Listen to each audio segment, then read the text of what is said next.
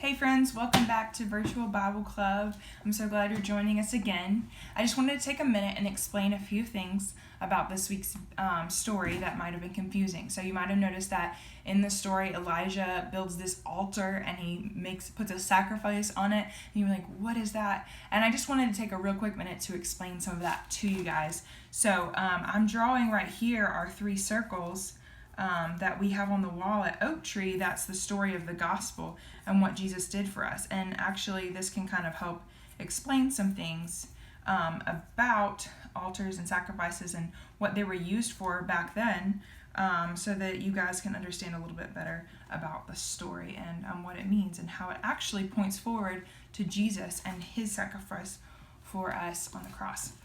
So if you'll remember, in the 3 circles, the world was perfect in the beginning, but we ran away from God. We did what's called sin. We disobeyed God.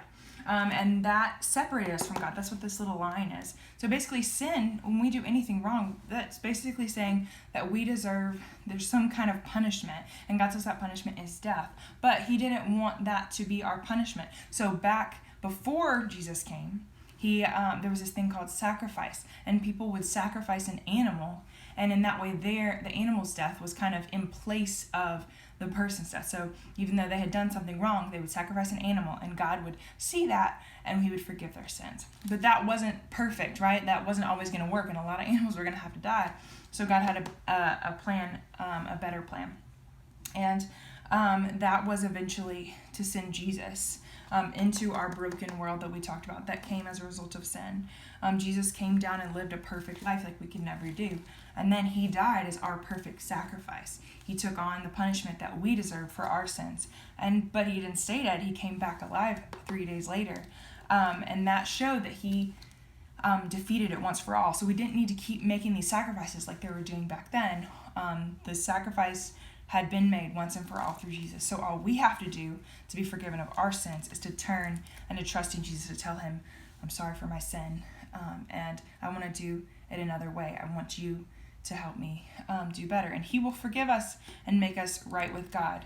And then we'll be able to be back in that perfect relationship with God. Even though we're still living in this broken world, we can still have that conversation with God and get to know him more, and he will live inside of us and help us to do what is right, and we won't be doing it on our own, and we won't be alone. He'll always be with us.